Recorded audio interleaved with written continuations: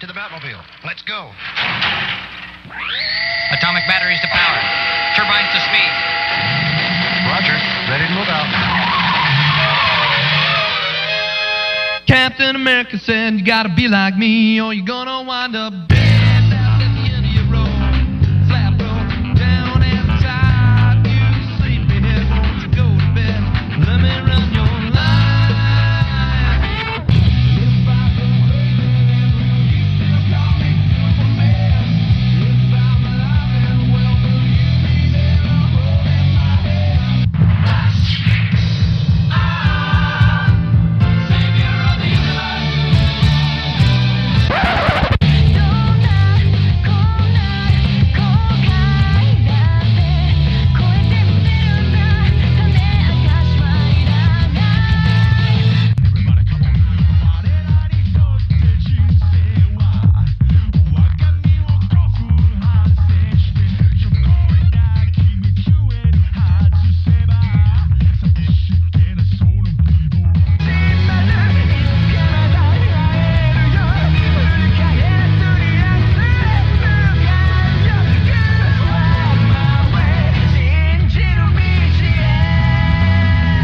Hey guys, we are back. What up? I would like to thank you for listening to us on this glorious Thursday or Friday, whenever you get a chance to listen on this, because we do play it back on Friday on both the great WXCI 91.7 FM, as well as our YouTube page, East Meets West. To open up here with a bit of news here, to all you Monogatari fans out there, Kizu Monogatari the movie seems to be back on, which is very interesting. Apparently on the official website of Kizu Monogatari, there is a countdown that has been calculated and set to end on October 4th. Nobody seems to know, like, we're all wondering here, does this mean the movie's back on? Is the movie coming out at the end of the countdown? Or is this going to be like another teaser? Because the movie was introduced like a while ago, I believe in 2011, where they had a whole bunch of trailers and whatnot. And it was set up for a 2013 fall release, but that kind of never went through. So yeah, Kizu Monogatari seems to be back on. Like, nobody knows what is going to happen at the end of the countdown. Maybe it's going to be a revival. Maybe the movie might actually come out. Maybe they were working on it in secret, trying to like build up the hype for over years. Anyone can know. It's anyone's guess as to what they're up to on this anime film. So the source code on the website is going to have an image, and in the image is going to be a line that says, "That's bad. I'm not showing you anything today." So really questionable as to what's going to happen here. I mean, I'm really interested to see what this is, how this movie is going to play out. I have read the light novel, so I know what to expect. I just want to see how they're managed, pull this off, visually wise. And for those of you who don't know what the Kizu Monogatari is in the Monogatari series, Kizu Monogatari is basically the prequel to Baki Monogatari. It shows how everything got started, from Agaragi becoming a vampire, how he met Shinobu, Oshino, all that kind of stuff. There's gonna be, from what I've read, there's quite a bit of action in there. So yeah, it's I'm really looking forward to see how they pull this off. So yeah, so be sure to keep your calendars set for October 4th. And you, Flamehawk? Speaking of bringing back old movies and reviving them, it looks like Pacific Rim is still on for the sequel, even though Legendary and Universal and all that almost canceled the project entirely earlier this month.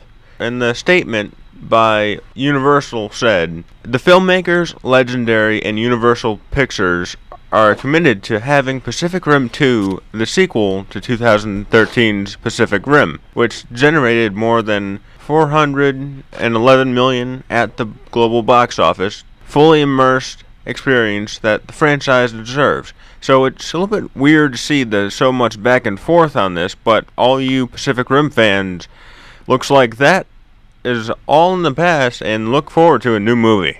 Well, that seems to be very interesting here. But in other works, since the fall season of anime is getting a lot of hype, Sentai Filmworks seems to be getting on the ball, as they had licensed both Chivalry of a Failed Knight and Comet Lucifer anime. Both those animes are going to be set to appear on October 4th, so that seems to be a pretty hot date. Sentai Filmworks seems to be on the ball trying to license up all the fall anime they can get. One could suspect that they're going to try to get One Punch Man soon, though I suspect more Funimation would try to get that if there is a possibility of licensing it over in the States. But more to the point, for those of you who don't know, Comet Lucifer is the story. It takes place on the planet Gift, where precious crystals called gift gems are buried in the earth. A young man named Sogo lives in Garden Indigo, a prosperous mining town. Sogo's hobby is to collect rare crystals. One day he gets wrapped up in a riot caused by his classmates, and he loses his way until he finds a lake deep under the ground mining ruins. Where there he meets a mysterious girl with blue hair and red eyes that gaze straight ahead. The story follows the adventure of what happens after this meeting. It seems to be that Comet Lucifer seems to be from the company 8 Bits, and it seems to be an original anime series, so there's no manga, no light novels, nothing that before this, so I might keep an eye out for this. It seems a bit interesting, but it seems to be following a typical, boy meets girl and then gets dragged into a whole bunch of events. But from the looks of it, it seems to be pretty adventure oriented. So now to go to Chivalry of a Failed Knight anime, which is based off of a light novel series, so that's interesting to see here.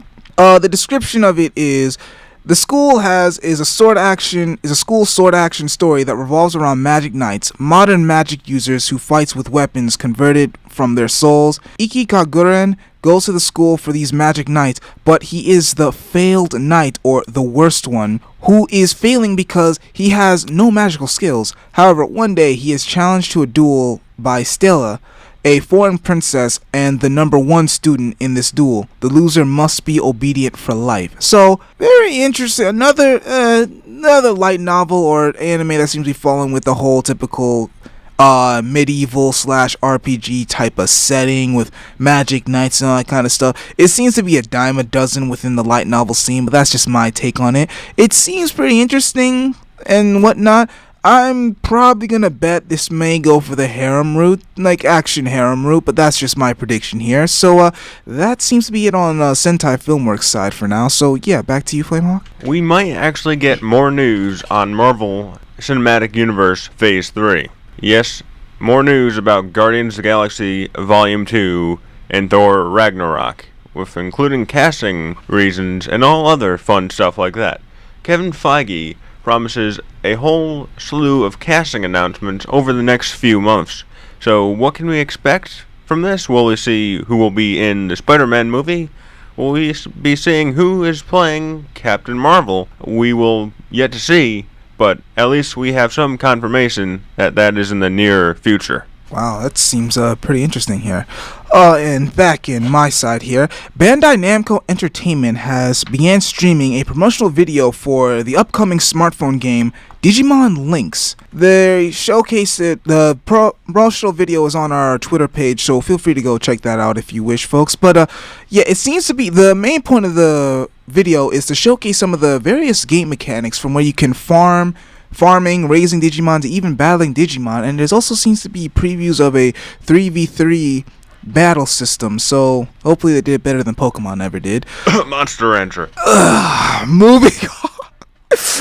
Moving on, the release for Digimon Lynx is also going to be for iOS and Android devices this fall, so once again, us Windows phones may not going to get it most likely. The game is obviously free to play, but there's going to be some in-game purchases for, in-game items and stuff like that, so yeah, if you don't got money, you're going to be wrecked by people that do, pretty much. So, yeah, the game is also currently accepting some pre-registrations. If the game reaches 10,000 pre-registrants, all users will receive the free VMon. So, I mean, VMon was one of my favorites, though my all-time favorite is Gilmon, but for obvious reasons. But yeah, so yeah, for all you Digimon fans out there, so far it has been stated that there's only looks, for a Japanese type of release here, so there's no word on North American one, but there's no word that it's exclusive to Japan, so we might also get an American release sometime down the line, or maybe simultaneously, though the likelihood of that is very less likely to happen. So yeah, Digimon Lynx, for all you Digimon fans, be sure to check that out.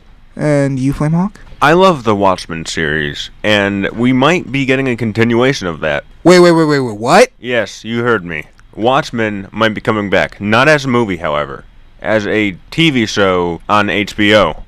Quick question though. Do you know what the timeline of this show is going to be? Is this going to be before or after the events of the movie? Well, that remains unclear to see if it's going to be a sequel to the movie or a prequel stating how and what happened before the movie event, or if this is going to be an afterthought and it's going to be playing off where the movie left off. But Zack Snyder and HBO has been in talks with each other, and we might be getting that. So all you DC comic fans and Watchmen fans, you might be in for a treat. Wow, that seems to be very interesting. I didn't think we'd see Watchmen for at least another few more years. But on to the anime side of things. Concrete Revolution, the superhero fantasy, has been recently received 4 commercial ads. You can see 2 of the ads on our Twitter page, so feel free to check that out as always. And that's at Meets West,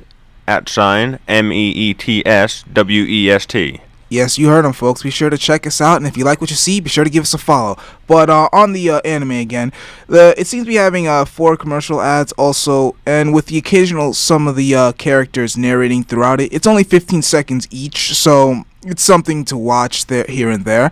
The anime is also set for October 4th. So like I said, October 4th seems to be getting a lot of love for anime releases here. So I, for one, since they had me sold at superhero fantasy. Let's see if another good superhero anime can rise to the challenge here. And so yeah, it seems to be set around where there's going to be some superhumans there. There's a kid that's able to transform and whatnot. So I'm really am looking forward to this. I hope this series really is deserving of the hype it seems to be getting commercial wise and all that kind of stuff. So yeah, I'm going to keep my eyes out for Concrete Revolution. That's the superhero fantasy. So for all you out there, be sure to keep your eyes on this as well. Hopefully it won't disappoint. Well, it looks like we have a rating for Batman v Superman. It looks like it's going to be PG-13. PG-13? Not sure how to feel about this. It looked kind of dark from the trailers, and I'm not sure how. I don't know. I don't know either, especially with that whole. I think there was a scene where they trashed the Batcave, and there was certain spray paint. I don't see this PG-13. It looked very, very kind of dark, in my opinion, in some aspects that would give the PG-13 a question mark. I don't see it unless they did a re-edit and they cut some things out, which would be unfortunate. But maybe this is a good marketing term for everyone trying to get the most money they can out of this film. Yeah, but one has to beg the question: has there ever been a superhero movie where it's been higher than PG-13? And one has to wonder. Deadpool. Well, he's an anti-hero, but I guess that counts here. But and Batman isn't an anti-hero? And Batman isn't an anti-hero? Well, to the populace, he's a hero. He's the hero Gotham deserves and needs. His official rating would still be an anti-hero, though. Well, yeah, that's true. He doesn't mind cracking a few skulls to get what he wants. True, but then think of it this way: Batman is in the Justice League. Deadpool is not an Avenger. Deadpool has been in a lot of team affiliations over the years. He's been in S.H.I.E.L.D., he's been in Six Pack, he's obviously a member of the X-Force and Weapon X, and many other X-Men. So yeah, about the movie here, it's being PG-13. Any other news as particular reason why? Not any official word, only speculation at this point. That's it, really. Ratings will be PG-13 for intense sequences of violence and action throughout, and sometimes sensuality. So that's what they have. Take it or leave it, I guess. Alright then. Well, for all of you One Punch Man and other anime lovers out there, especially for Owari Monogatari, Daisuke has been revealing the territories and premiere dates of the One Punch Man stream, and Daisuke has also noted that they will be streaming with English subtitles on October 5th, the One Punch Man anime. They are planning to stream the series in North America, Central America, Latin America with English, Latin American, Spanish, and Portuguese subtitles. They're also going to be streaming it on October 12th in South Korea with English subtitles. So yeah, that's Very interesting here.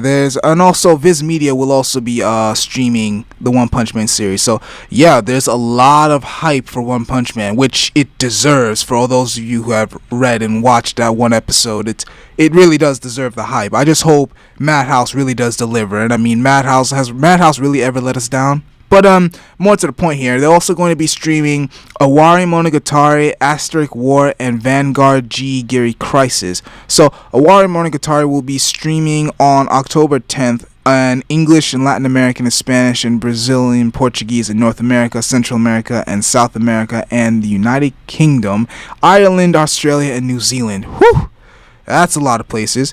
Asterisk War will also be streaming on October 3rd in Europe, except Germany, Asia, and except Japan, South Korea, China, and India. The streaming will begin on October 10th, and in North America, Central, South America, United Kingdom, and all those other places. And lastly, the Vanguard G Crisis will also begin streaming on October 10th as well. It's going to be streaming in English worldwide, and except for Japan and China. So that's nice to hear. The Daisuke have described the story of the Awari Monogatari as during the month of October of his third year in high school, Agaragi is introduced to a transfer student named Ogi Oshino and by his underclassman Kamburu. So Ogi tells Kiyomi that she has something she wishes to consult with him. When she draws the map of the high school, she finds something peculiar on the map of the high school she draws. This discovery reveals a tale that wasn't meant to be told, and this makes Kiyomi Agaragi high school life totally different. This is a story that brings the light to what makes Agaragi Agaragi. So apparently they're calling this story is what reveals the beginning of everything here. So possibly this might even reveal the events even before Kizumonogatari. So now I'm very interested. In getting to watch that. That seems to be a very interesting light on the character, because I don't think we ever had. We never really had much exposure into Agaragi's really livelihood in his past like that. So I'm looking forward to that. So back to you, Flamehawk. Well, that was very, very interesting. We have the sequel of Agent Carter, which is going to be the second season, hitting sometime next year. And we see from a new poster that she will be taking her talent from New York to LA. Not sure what's going to happen here, but the cast and directors from Marvel's Agent Carter will be making an appearance on the panel of a New York Comic-Con coming up next week. So we can expect more information then. Now it's time for a bit of bad news here, folks. Manga Globe, the anime studio, has filed for bankruptcy. Yes, it's kind of tragic. They happened to file for bankruptcy on Tuesday, and apparently it confirms the speculation that Manga Globe's insolvency. The report, it notes that Manga Globe has been, very insolvent for some time. They've been trying to find ways to settle debts, but they couldn't quite. Yeah, they couldn't really continue the business with all these debts. They also tried to work on, current projects. So like for those of you who don't know, Gangsta has been made by Manga Globe. So the fact that Manga Globe has been bankrupt, the possibility of a season 2 for Gangsta is not looking good. I'm gonna probably say that after this season, we're not gonna see Gangsta the anime for probably a while. The manga will still continue, but as for the anime, I don't know. I don't think it's going anywhere. And for those who aren't really familiar with Manga Globe's work, and even I'm a bit distressed once I realized that they're also the people that produced Samurai Champloo, The World God Only Knows, Hayate the Combat Butler, Samurai Flamenco, and also they were going to produce a November film called Genocidal Organ, but according to this, that film has been delayed for good reason. So, it's tragic to see an anime studio like such a great one such as this let's just collapse. There's even been reports that the creator of The World God Only Knows, he seems to be very sad at their passing as well. He seems to be remembering so much of the fond times, especially when directing the anime and whatnot. And personally, now I'm depressed, because that means season 4 of The World God Only Knows is just not gonna happen, which is now's not the time for ranting. Now's the time for just mourning of the loss of a great studio out there. So, yeah. So, there's that. So, as you all know, the movie I said, Genocidal Organ, the film has been delayed due to, it was supposed to open up for November 13, but due to Manga Globe's bankruptcy, the film has been delayed. No words on when it's going to be, like, reintroduced or whatnot, or if it's ever going to be. It was supposed to be licensed by Funimation, hopefully, but like this whole bankruptcy has really set a lot of things back here, and I mean it's very tragic here. I don't know if there'll be another studio that can really just take its place so easily. It made a lot of fan favorites that many people enjoy, so I mean there's that. So yeah, back to you, Flamehawk. That definitely brings us back to our discussion a few weeks ago, discussing anime's role in today. Yeah, that was great. That was very interesting. Like, if you want to go check it out, please check out our YouTube page. It's the podcast, and that is on YouTube, East Meets West, where we talk about how anime has changed over the last decade and what its direction will be going forward into the future. So yes, now very interesting. Now to liven up these events here, Ghost in the Shell live action film they're now looking for extra castings in Wellington. Apparently there was a Facebook page that posted a casting call for extras in the DreamWorks and Paramount Pictures upcoming live action Ghost in the Shell movie. The call is for people of all ethnicities, age 18 and over, and able to work around Wellington, New Zealand. So that's very interesting. The filming for it is going to begin on January 2016. So, yeah. So those of you who happen to live in the New Zealand area, if you want to pose as if you're a fan of Ghost in Shell and you want to pose as extras, go out there and give them a call, give them a shout, see what happens. The film, the Ghost in Shell live action, the film is set for March 31st, 2017. So quite a ways away, but yeah, try to liven that up.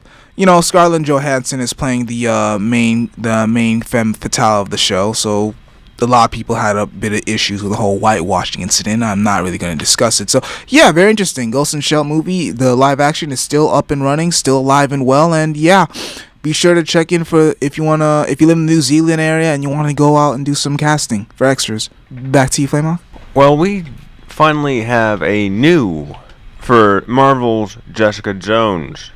It looks like all hell is breaking loose in Hell's Kitchen as she tries to live as a normal life while things around her just doesn't work out. There are a few villains who just basically cause havoc on the suburb, and that will be coming out November 20th, which should be pretty good. What we have so far definitely points to that. So Jessica Jones, so basically telling me that she's trying to just live a normal life?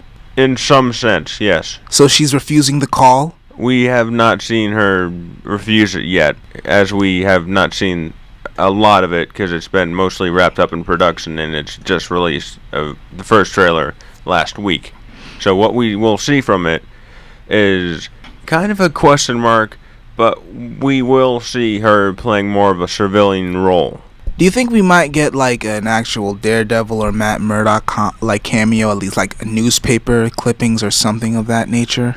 I mean, it's in Hell's Kitchen, so I would be very, very surprised not to see something going on, because that's his home domain right there. Yeah, so I mean, hopefully I'm not asking for the character himself to make an appearance, but like maybe just like them reading a newspaper saying like Devil in Hell's Kitchens or some cameo. That would actually be a nice touch, wouldn't you think? It definitely would. I believe we will see Luke Cage in it at some point, because I believe in the last trailer he was playing a bartender in the film, which will be playing off of the popularity of his character in the new series once this one ends, probably in 2017, probably, or late 2016. So they seem to be doing a very big setup within the Marvel universe, within the ragtag group here. A lot of big setup here. Yes, they definitely are. And speaking of Marvel, this week we had the first episode of season 3 of Agent S.H.I.E.L.D. agents of S.H.I.E.L.D.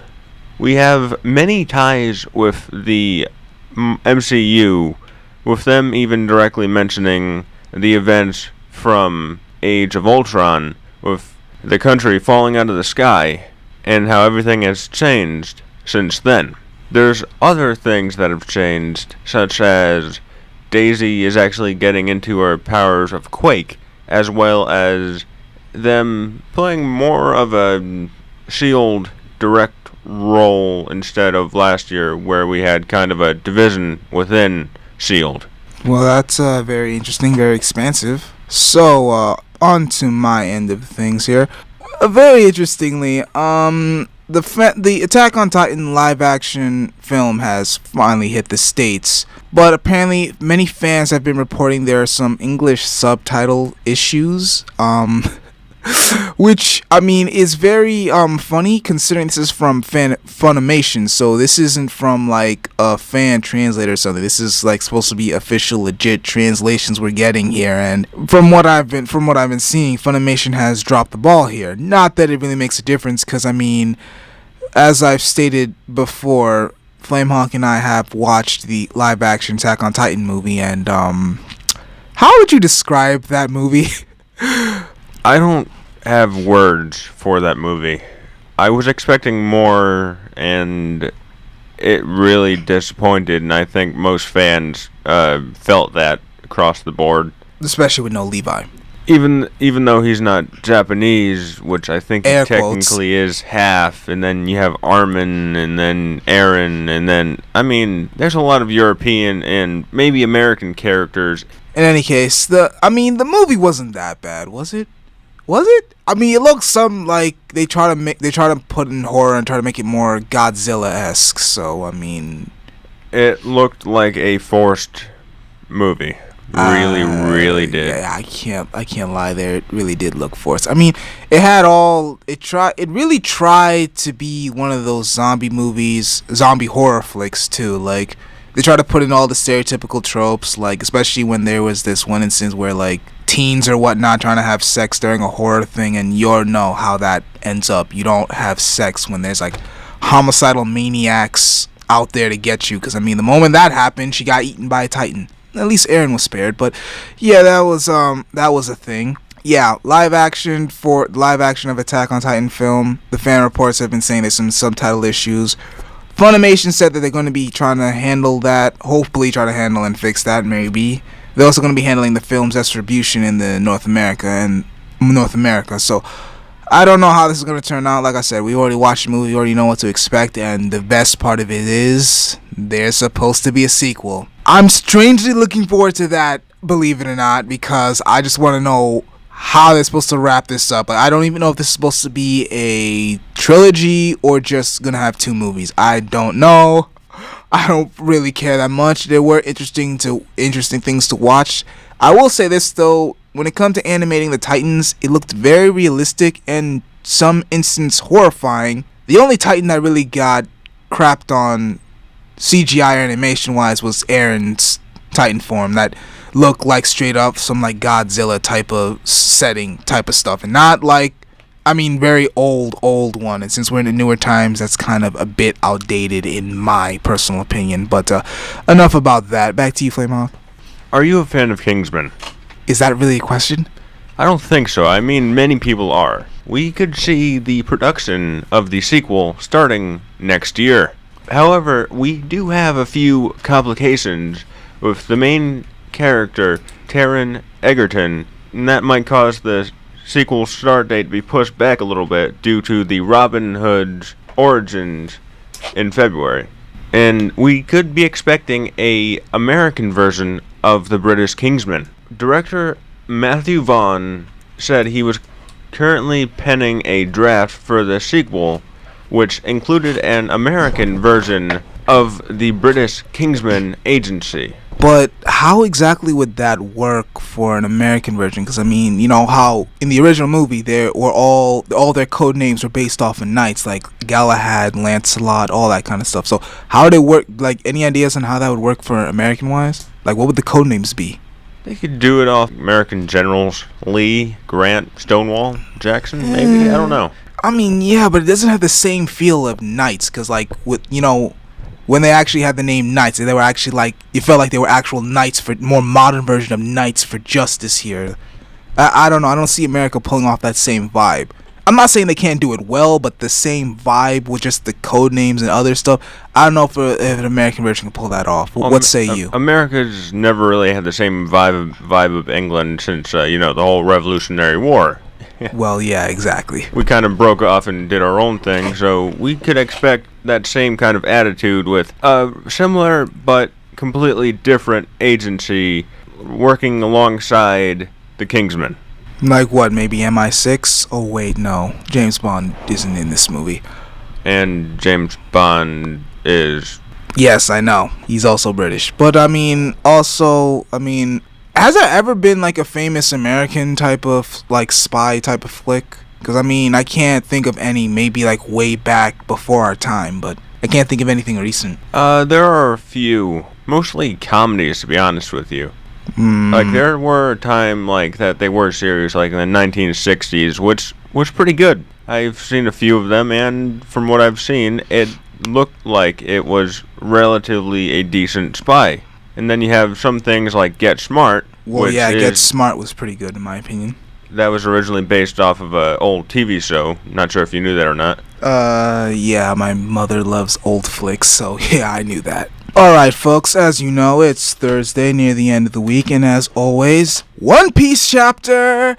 So, for those of you who are anime onlys, I will give you 5 seconds to leave before we start discussing.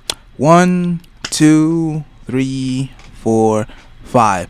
Right off the bat, what we have in this chapter is basically on Bartolomeo's ship. It's hailing or sleeting, however you want to call that terminology. And basically, Bartolomeo's ship and his crew are getting pelted heavily. And here's the kicker. Bartolomeo has no navigator, which begs the question, how are you in the new world and you have no navigator? Like, I'm confused here. Very confused. So basically, Luffy and the gang have to kind of struggle their way up the ranks just to survive with those pack of imbeciles. Very interesting. Well, I'm just gonna skip ahead to the whole elephant in the room on this chapter here that everybody here wants to discuss, even Flamehawk. The new Shichibukai, or Warlord, has been revealed. And so, moving on here, but before we get to that, let's talk about the whole Zoe incident, where the Zoe at the end of the chapter with Zoe the elephant, because apparently Zoe has been revealed to be a moving island, and the island is actually an elephant that's moving around. So very interesting, and it's also been rumored the elephant has been around for 1,000 years. So that's a very interesting element there. So it makes you wonder if like possibility of like what's on that island. Is there like any ancient civilization, or will there be a poneglyph? Like, since Robin is there, like, will there be a poneglyph? Like, and more importantly, something very interestingly that I saw at the end of this chapter was that the elephant, 1,000-year-old elephant, looked to be blind. So it makes you wonder what exactly happened within those 1,000 years that the elephant just suddenly turns blind. Did they happen to see the dark history or whatnot, like, that happened within the 1,000 years that everybody's trying, like, especially Robin and the O'Hara Kingdom were trying to solve and figure out? Like, what exactly... I wonder what happened in that 1,000-year gap, because apparently, remember back when Luffy was facing Fujitora, Fujitora had admitted that he was the one that blinded himself. So could it be that Fujitora also saw what happened in the Void Century and whatnot? Because we see the elephant is blind for some reason, and it's been alive for 1,000 years. So it makes you wonder, does the elephant knows what happened in that Void Century, or do the civilizations that happen to live on there knows what happened in that Void Century here? And it's a lot of questions and speculations on this, the whole 1,000-year-old elephant here, but that's a little food for thought here for you there, folks. But now let's get to the real thing. Well, the second real thing people want to talk about, the new Shichibukai and the second warlord, the new warlord coming out. Are you ready for this one, folks? The self-proclaimed Whitebeard Jr., aka Edward Whibble. He's not. I don't believe so. If he is, that would be a severe shame on the Newgate family. Severe shame. I mean, he's not a pushover though. His bounty is 480 million. So, I mean, he may be an idiot, but I mean, he's not. He put people in the ground. I'll say that. It's even been mentioned by Kizaru that whether or not he really is the Whitebeard's son, he has a power that's very formidable and should be feared. And apparently, he's been going after Whitebeard, like old affiliates of Whitebeard and the crew, like old Whitebeard captains and whatnot. So very interesting. It makes you wonder that if he really was the son, air quotes, why exactly would he target the Whitebeard crew? A lot of speculations here, but I mean, above all else, it seemed as if the Edward Whibble himself seems to be innocent, as it seems to be the real mastermind behind this is his mother, which is the self-proclaimed Whitebeard's lover, Miss Bucking. And already off the bat, I can already see how this is gonna go, because her name's Miss Bucking. Bucking awesome. Yes, Bucking, really Bucking awesome. So, in other news here, we also, and what tips me off that thinks is that, well, besides the obvious, that there's no way this man is actually his son, this is just some elaborate scam, was when Whibble had stated on how he wanted revenge for Whitebeard's death by going after Blackbeard. But his mother quickly stopped him and said that no, you won't really get any money for that. So so now I'm pretty much almost convinced that this just is an elaborate scam where she's just tricking the guy or her son, air quotes, and just getting a whole bunch of money here.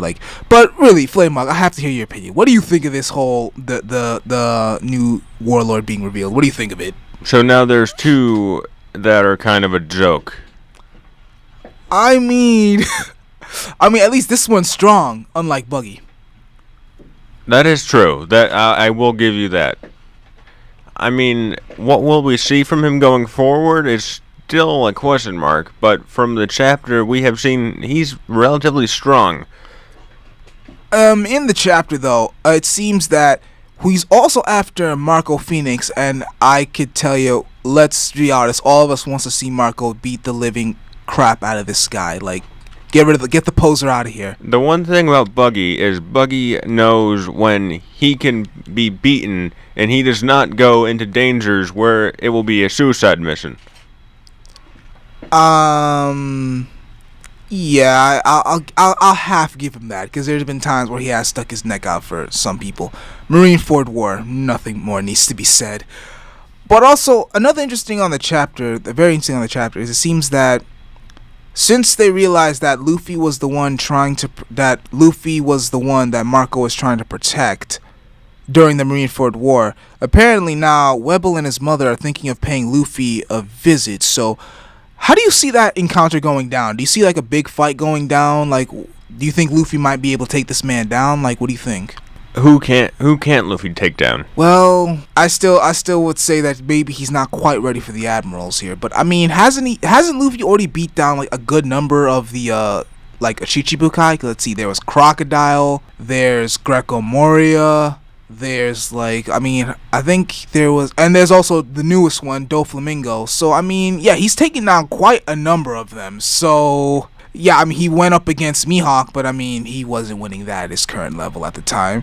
So, I mean, Luffy has been taking down a lot of the warlords here. So, maybe if they were to come to blows, maybe Luffy might take this one. Though, I think this one might be more of a struggle. I will have to say that it might be more of a struggle. Yes, that definitely would probably be more of a struggle, since each time it gets a little bit harder. Though, I don't know what would be harder than Doflamingo, unless someone has a stronger crew. Yes, a stronger crew, because let's be real, folks. Doflamingo himself was pretty awesome, but his crew was a joke. It was a joke. Crocodile had a better crew. Exactly. The guy with the baseball bat was better than everyone else on his roster. I mean, they pretty much all got one-shotted by fodder. Literally, and then once again, Pika spent most of the fight running away from Zoro. So I don't know, but But honestly, it's a very interesting chapter. A lot of reveals, a lot of potential setup, a lot of speculation here. A bit disappointed we didn't get to see Sanji and them, and possibly an explanation on the whole why his wanted poster only says "only alive." But that's Oda for you. He likes to tease here and there, and he'll only reveal when he only reveal it whenever he wants. So we're literally at his mercy at this point. But very interesting chapter. What would you rate this? Like, just on the information you heard, what would you rate this? Well, there was a lot of information to it. I would give it a 9. I'd give it an 8. I gotta be a bit critical here, because there was a certain things that a lot of us wanted to see here, so I'll give it an 8. It wasn't bad by any means. A lot of potential setup here. And in the next chapter, we're going to finally see Law's crew and see how they leveled up over the years, so... What I definitely am waiting for is Green Bull. That has been taking way too long for him to appear in the series. Well, I mean, we've seen the new Shichibukai, so it's only a matter of time. We'll see Green Bull eventually. Maybe not the next chapter, but I want to say maybe less than 10 chapters we may see him or get a hint of him. Like, I want to believe that. I think all of us do in some sense. So, yeah, that's it on the One Piece side in here. So be sure to go give that chapter a read if you haven't already. So, yep. Star Trek Beyond will begin filming in Dubai. Yes, the newest addition to the Star Trek franchise will be starting off with production. The producer, Jeffrey Chernoff, says, Dubai represents the future of what the frontier would be like in our film, and is an excellent place to shoot the movie as well as a special opportunity for all of us. This is not just the third of 3 movies, but a new, refreshing twist, and Dubai's great visuals really fit into the story. So I am definitely expecting something nice out of this movie, because let's face it, Abrams was just using Star Trek as a jumping point to get onto Star Wars. Let's just get real here. I mean, that's exactly what was going on. Yeah, let's see, the bandwagon train was really real on that. So, closing out some few news here. Beautiful Bones, or Sakurako's Investigation, another mystery light novel series that's been turned in a mystery light novel series called A Corpse is Buried Under Sakurako's Feet. Very interesting. They had another 15-second commercial, which you can also check on our Twitter page. It revealed the opening theme called Dear Answers. So the moment I heard this was a mystery light novel series, I immediately became interested. So these are going to be one of the animes I'm definitely going to be checking out. It's going to be set to release on October 7th, and it's also going to be streamed by Crunchyroll, apparently, so that's good news here. So, yeah, for all you out there, be sure to give this one a look here if you like mysteries, because I thought Rampo Kitan of the spring season of anime was pretty good. Rampo Kitan was pretty good, and it finished off pretty strong, in my honest opinion. So, if this is another mystery series, I'm greatly looking forward to it, and are we due for time? Yep, that's about it. Thank you for catching us today, and we hope to see you next week on East Meets West on WXCI 91.7 FM Danbury. Oh yes, be sure to check us out on Saturdays for our Toonami preview, and also don't forget to check out the new show hitting the Toonami lineup, Parasite. Be sure to check out our Toonami preview as we also discuss on that show as well. So be sure to follow us on our website, Nerd and Otaku, and follow us on Twitter at @meetswest.